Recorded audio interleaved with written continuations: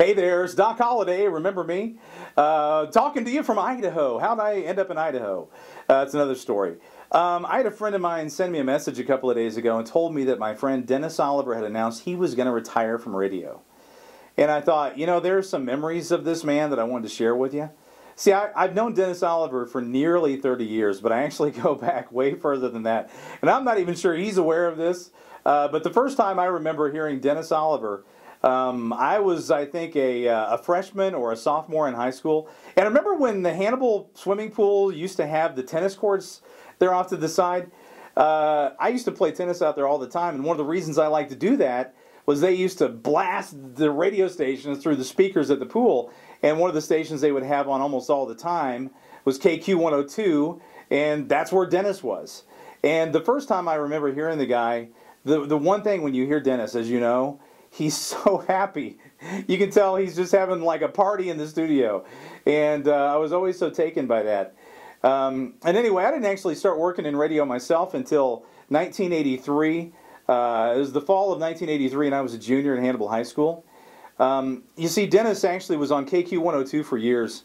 And then in 1985, there were rumors that one of the easy listening stations was about to change format to a rock top 40 station. And that was 99Q.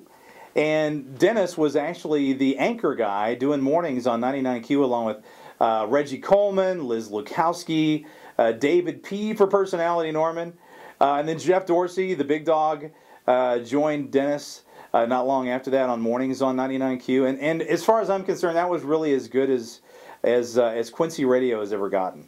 You know, Dennis was just the man. And I was actually very blessed to join that dream team. I don't know what they were thinking.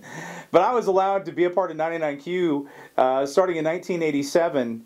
And, you know, the thing is, before I actually met Dennis, I had all these impressions of what this guy was like. Because he was so excitable on the radio and everything. And he was so good at what he did. It was kind of, you know, I figured this was going to be the kind of guy that would, you know, come to work in a limo, right?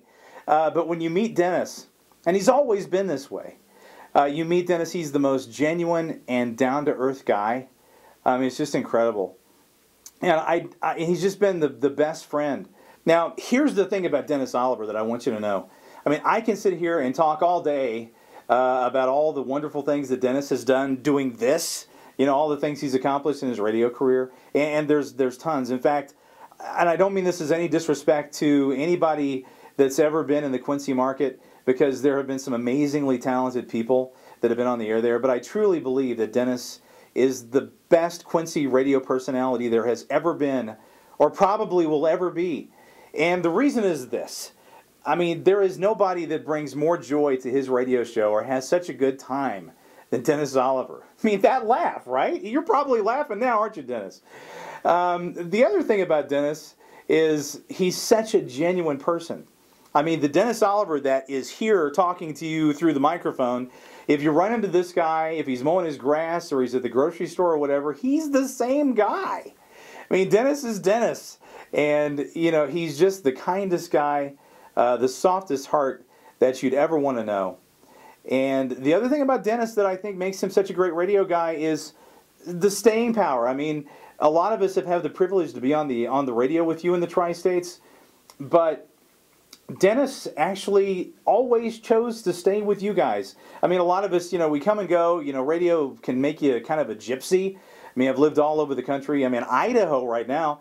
But Dennis is a Pittsfield guy. I mean, he's one of you. He always chose to be where you are.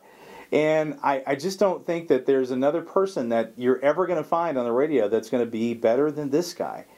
But more importantly than all of that, as great as Dennis is here, and I think that the many colleagues that have been blessed to work with Dennis over the year will agree with me, as good as he is here, he's an even better friend.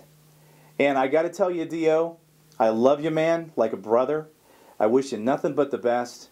Radio's never going to be the same without you, my friend. We love you, we miss you, and we wish you well.